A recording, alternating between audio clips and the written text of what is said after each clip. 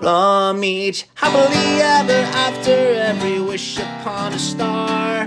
Let's break down the movies that shaped who we are, from memory lane to now and everything in between. The most famous of films to the ones we've never seen.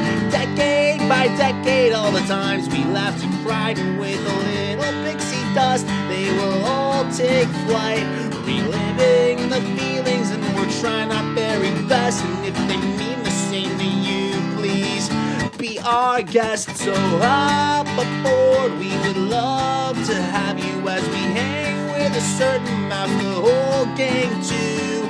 If you love nostalgia stuff, we hope this does the trick. Thanks for joining us as we deep dive the magic. Hi, and welcome back to the Deep Dive in the Magic podcast. I'm KJ. And I'm Jeffrey. And we have made it to our 60th Disney feature-length film. Can you imagine when we first started? Did you think we were going to make it this we'd far? make it to 60? Do you think the Disney company knew that they were going to make it to 60 when they made their first Disney feature-length film of Snow White and the Seven Dwarfs? I mean, that one was a big success. So, something completely different. Mm-hmm. The 60th Disney feature-length film from September the 26th, 1962. It is a film called Almost Angels. Mm-hmm. This is a live-action film about the Vienna Boys Choir. Mm-hmm. It's known in some other foreign countries as Born to Sing. I don't know why, but that's what it's called in other foreign countries. Would you like to start us off with a synopsis and some thoughts about Almost Angels? Hold on to your butts, because this one's a long one. Hold on, let me get my drink ready. Oh, go ahead.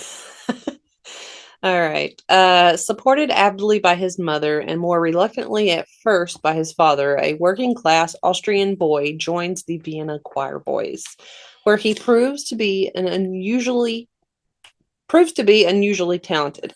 The standard initiation ordeals which new boys must endure at the hands of their seniors are intensified in his case because he has aroused the jealousy of Peter, the head chorister, if that's a word. Chorister. Anyway. By singing a solo which Peter had long sung himself. The fact is that Peter's voice is breaking, and with a broken voice often becomes a broken heart. But encouraged by the director and all the boys, Peter begins to develop in a new role as a composer and a conductor. Literally. Spoilers. That's the film. That's literally all of it. We don't even have to talk about it anymore. Thanks for deep diving the magic. Let me go over the ratings, and then we'll waste your time. You know what? So we'll just reiterate that stuff. That was the IMDb synopsis for you. All right. Well, do you want to just dive right in since we've already discussed everything? Way in depth compared to some of their others. Do you want to just go ahead and go for it? All right. So we're going to dive right in. We already discussed a lot of that right there in the synopsis, but we start off in the credits. We see a train. We see the train is going through a beautiful mountain range. It starts off in Vienna. I have to say, the past few movies that we've watched, like Disney has nailed it with the scenery and filming on locations in these countries. For sure. So we're in Vienna, like we said. And then we see that there's some nicely dressed boys who are waiting for more nicely dressed boys to get off of the train. And we learn that this is the Vienna Boys Choir that is returning home from a 4-month tour of America. What's so fun? So obviously this takes place in Vienna. And several times through this film, you will see their hats, which has the name on it, which I'm assuming in their languages says Vienna Choir Boys on it. Anyway, they also have these Volkswagen vans that they transport we're on a bus right now. The choir, but later they have the Volkswagen vans that they transport the choir boys in, and it has their name again on the side. And every time, I guess it's because they had the Volkswagen vans painted like a red and like kind of like a beige color, and the name on the side, I kept thinking of the Wienermobile. Poor boys that are the most famous singers around. Okay. Anyway, so traveling around in the Wienermobile. They they're in a train right now, and they're being celebrated for how wonderful they are. So they get off the train. They're like the first time being home in 4 months after a tour of America. And we see that there's a young boy who's actually the son of the train conductor, who is asking anyone who will listen about how he can audition for the choir. He has no idea. But then it cuts to the next scene where there's boys auditioning for the choir. We learned that there was only 2 current vacancies, and but we listened to the parents have to sit outside while the kids audition. The boys auditioned pretty rigorously for this choir. We see that there's a young boy auditioning. They say he's an orphan. His performance is very interesting. We also see he basically sounds like he's yodeling. Yeah, we also see the boy who we soon find out was the boy from the train asking about the audition, who does a fantastic job. But then we cut to the train conductor's house, and the boy gets a letter in the mail from the Vienna Boys Choir, much to his father's shock, because the mother did not tell the father about this. We learned that the boy's name is Tony, and that he was chosen to fill one of those 2 spots. Well, to potentially fill one of those 2 spots. The father says that he can't go. He's got to get a real education, and he's going to get a real job just like his father. Singing is not going to do it. And then he blames the mom and says, "This is all because I let you play the piano. Yeah. I should have stopped that years ago." Yeah. He's got, he's whatever. But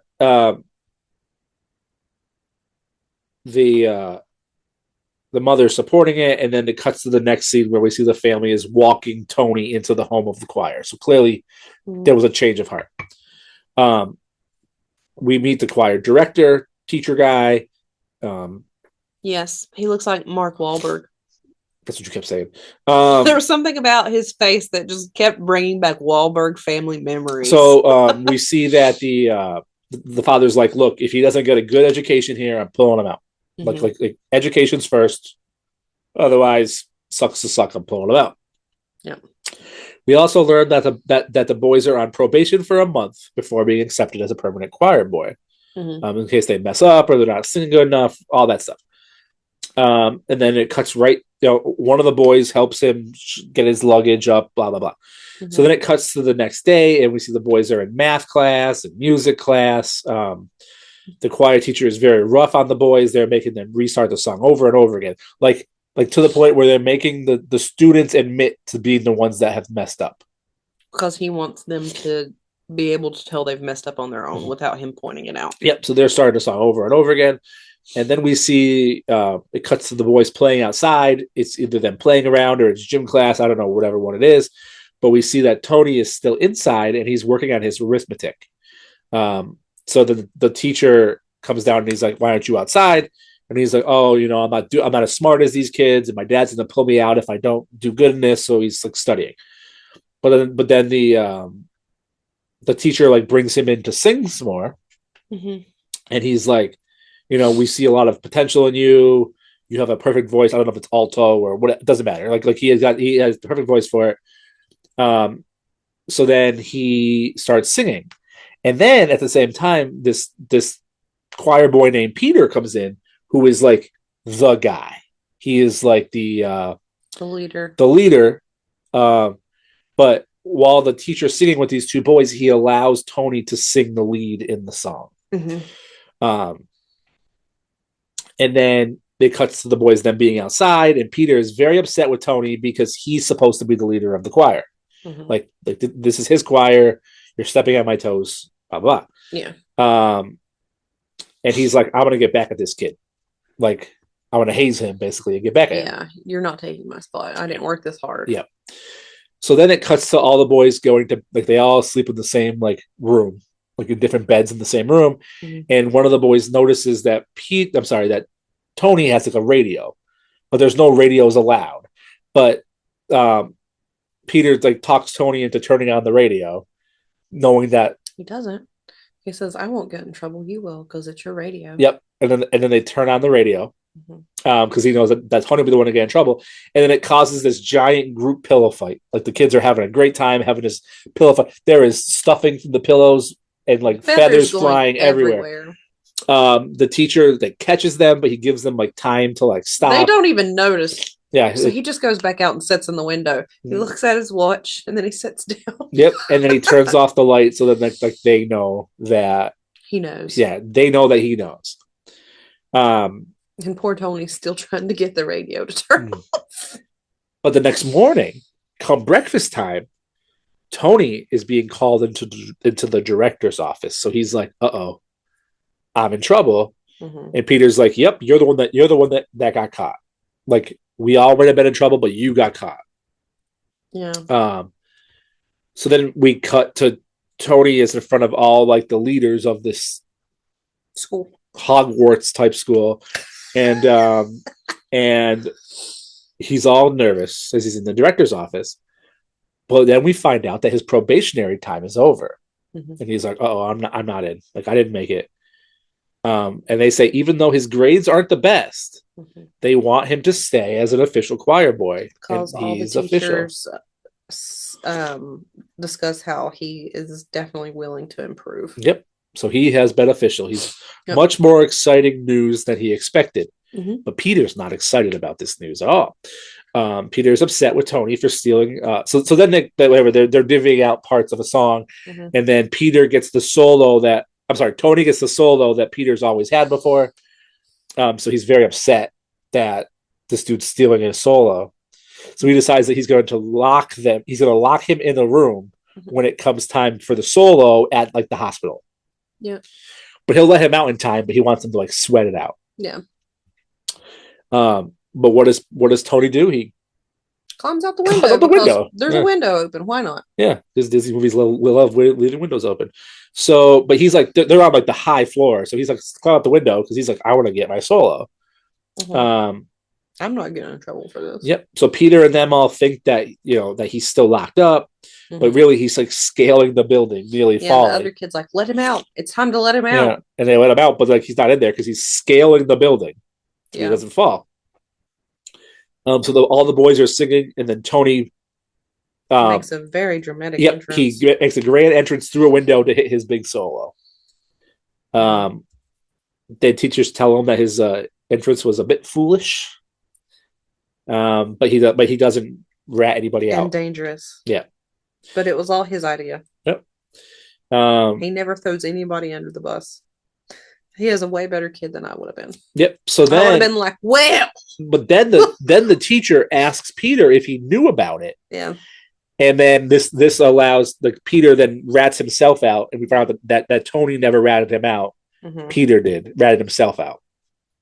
And then he'd sit there and he said, "I know you guys aren't angels, even though you sound like it. I expect you to at least behave." Which I was like, "Oh, look, here's where the name comes from." But then, thanks, Mark Wahlberg.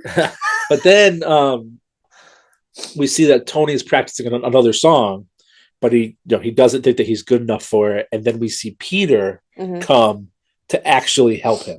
Yep. And the whole time I'm like, he's sabotaging this because he kept telling him to like sing it faster, and I was like, oh my god, when it comes time for this part, he's gonna be singing it too fast. But that never actually happens.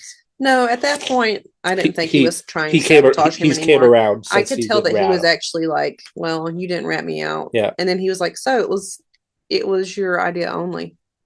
Yeah. And Tony said, yeah, it was. And he said, yeah.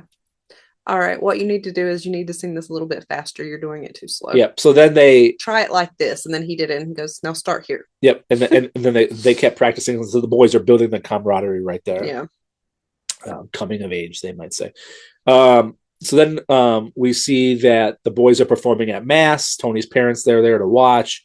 And then Tony nails his solo. The parents are excited, including the father. And then everybody's starting to come around. We see the boys, they're singing, they're like going to some island. I don't know. They're singing on a boat. I don't know. Yeah. They're all hanging out on rocks in the shore. But Peter's missing. So then they send Tony to go find Peter, and they see that he's like singing by himself. Like he's writing his own composition. And he's composing it. Yep. So he's up there singing all by himself. But then the other boys find out about this, and they come to watch Peter, even though he doesn't want anybody to see him. Mm-hmm. But then all the boys end up joining into Peter's song, and they all sing it. And then the teacher comes up, and he ends up singing along to it too. Mm-hmm. But then it cuts to Tony's house. Tony's back home with his parents, and then he gets his not so great report card,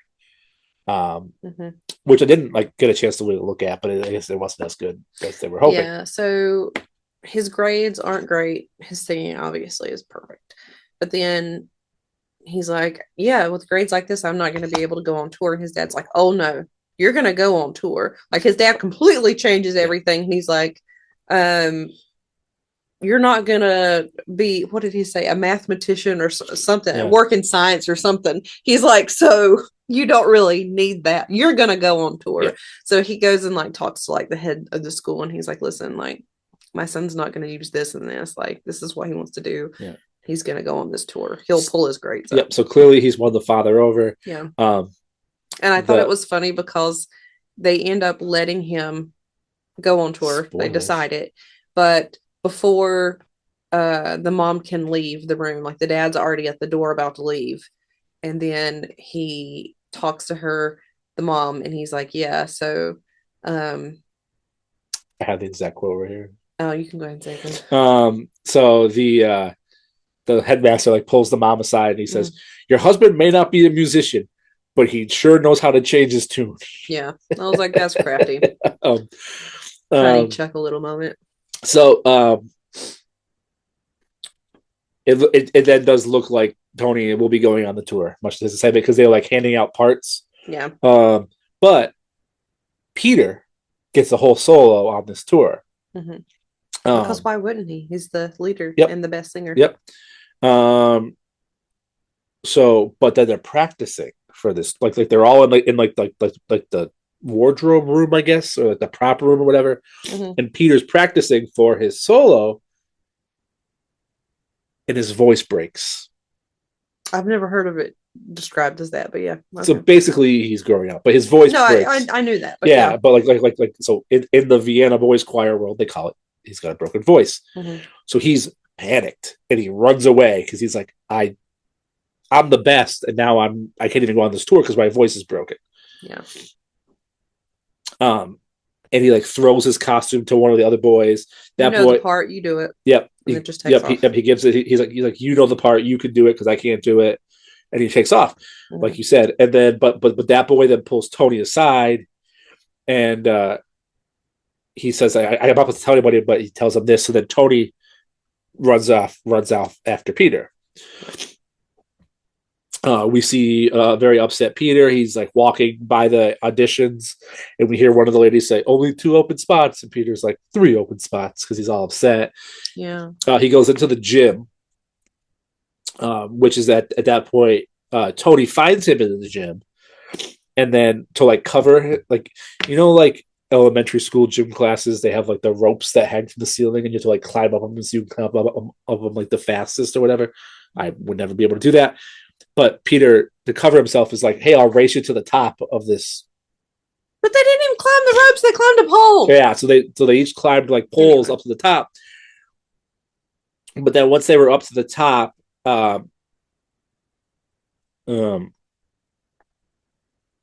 Tony starts to talk to Peter about what's going on with his voice. He apologizes to him for all that he's going through. He sticks up for Peter, and he says that if they all work together, we can cover this up. Yeah, and you can still go on. Yeah, if we all work together, we can make this work for you. After all the times that Peter's been rude to him, it's okay. He's going to be the bigger person, and he's going to do this. Well, at that point, they're friends. Yeah, and they've established that. But Peter's like, no, I got to tell the teacher this. Grow up. He tells him to grow up. Yeah. So he's gonna go tell the teacher this. So he goes to tell the teacher, but they're like, behind the scenes, the boys are scheming. Yes, they are. They are planning out something to try to make this work for Peter. But then Peter is trying to talk to the teacher, but like he's setting up for like the dress rehearsal, so he's just busy. Like it's like, hey, help me with these lights. Hey, move this ladder. Hey, all this stuff. Like it's catch this cord. Yeah. And then before Peter can tell him anything, the headmaster calls him and he has to go and blah blah blah. So he doesn't get to tell him anything. Mm-hmm. So then the boys come up with a plan that they're going to hide Peter's voice. Like he's going to lip sync. He's going to Milli Vanilli himself in this thing, and then somebody like one of the other boys is going to sing from like behind the prop or whatever. Yeah. And they're gonna cover up his voice. So then come dress rehearsal and things are going well. Mm-hmm. Teachers are a little bit suspicious, you can see, but things are kind of going off without a hitch. Probably because they're like, that's not his voice. Yep. Because if you think about it, they've known them for probably years. 4 years, they said. So they obviously are familiar with their leader's voice. And all of a sudden, what's going on? Yep. And the guy who's singing ends up tripping and falling while he's like singing this person's part, but they recover. They still got it. And then at one point, he just stops. Peter does, yeah, and he just runs off. And it's like, okay, Ashley Simpson, you just blew your cover. Yep. So he runs off. He runs out of the theater. Tony finds Peter. He's all upset. He's like, I made a fool of myself. Again, Tony offers to take the blame for everything. Mm-hmm. And he tells the teacher it was his fault. And the teacher says that he knew. But then Peter and the teacher have like this nice long conversation about his voice and about how this has been coming for a while. And you should have just told me. And he was like, well, I tried to tell you, yeah. But then you guys talked about my song and how you wanted it to be part of the show. And he's like, yeah, I realize that would probably make it harder for you to tell me. The teacher says that it isn't the end for him. And after the tour, he'll help him compose and he'll help him write.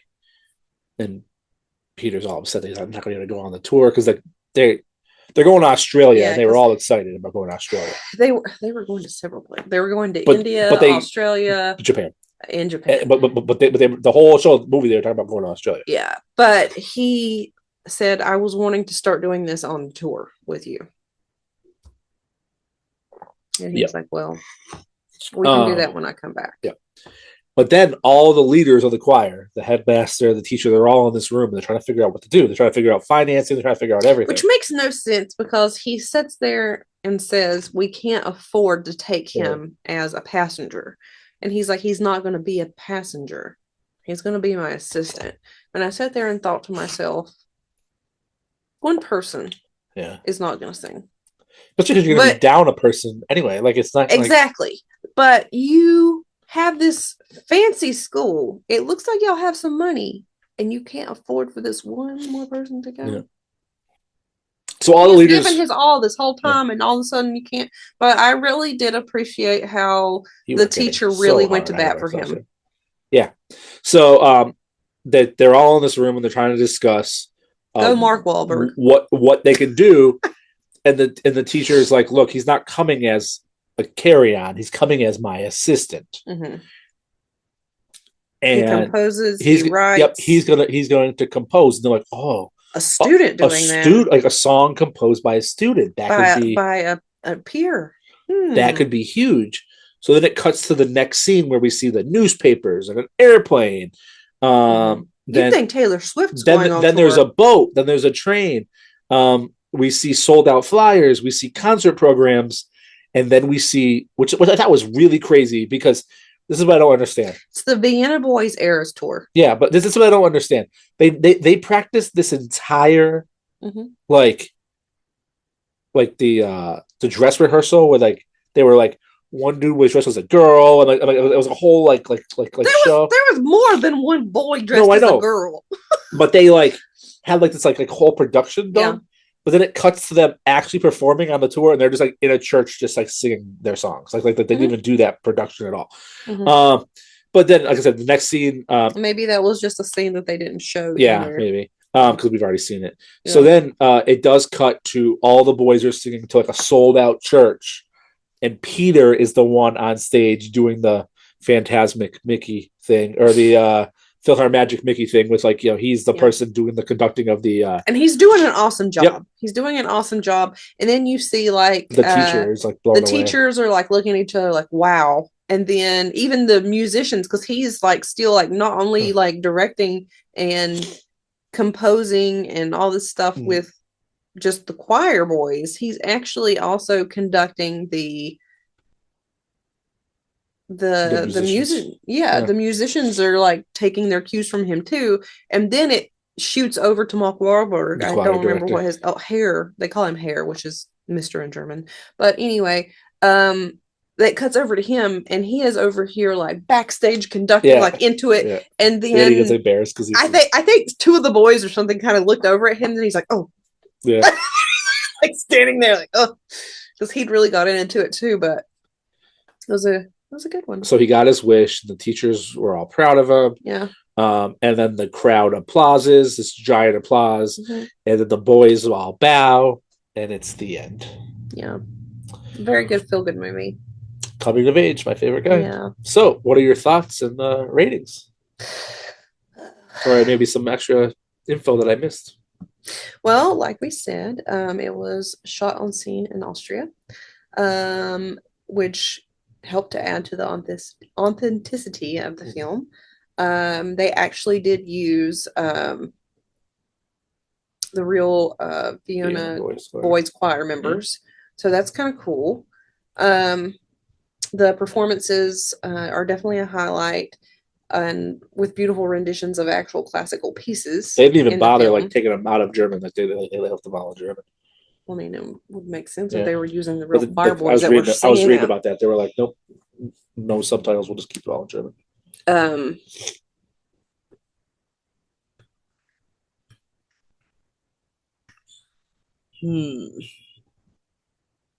Yeah, I don't know. At the beginning of the film, I hated it because of the bullying. I did not appreciate the bullying.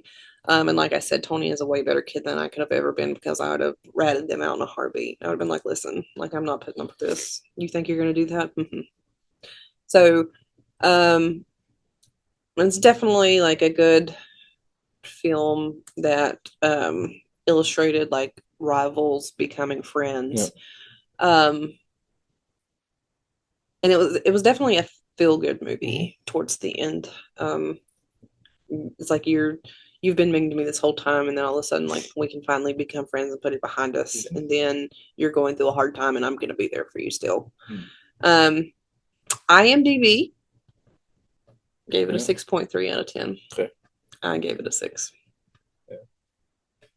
Probably would have rated it higher had there not been bullying at the beginning. The thing is, you got to stick the landing, so you got to start somewhere. Yeah, technically, I probably wouldn't have had the strong feelings I had for it at the end if I hadn't have had the negative strong feelings at the beginning. I'm a big fan of coming of age movies. Yeah, some could say that they're my favorite. But does this 6.3 make your list upon a star? No. So then, what is your singing Vienna Boys Choir list upon a star? Through 60 films. 60 films. Okay, so my top 10 out of 60 films. So 50 of these beauties didn't make it. Well, they made including this one. Then they got the boot. Well, including this one is not going to make my list right now. 101 Dalmatians, The Parent Trap, Sleeping Beauty, Dumbo, Lady and the Tramp, The Three Caballeros, Moon Pilot. If you haven't watched it, go watch it.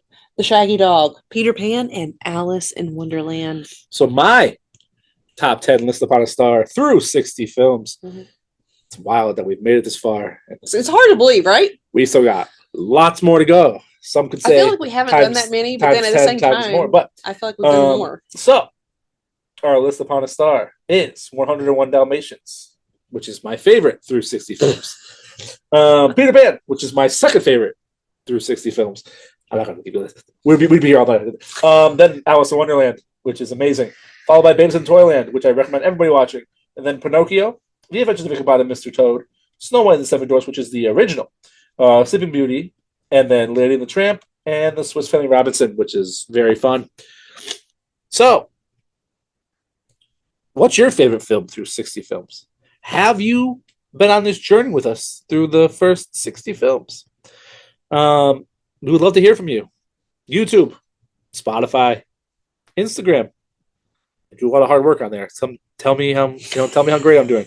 And I would love to hear from you. Our email is deepdivingthemagicpod@gmail.com. Thank you for hanging out with us. Our next deep dive, number 61, from November of 1962. So we just go a couple months down the road. Mm-hmm. It is another animal film, and it is entitled The Legend of Lobo. See you then. Thanks for deep diving the magic. Bye. Bye.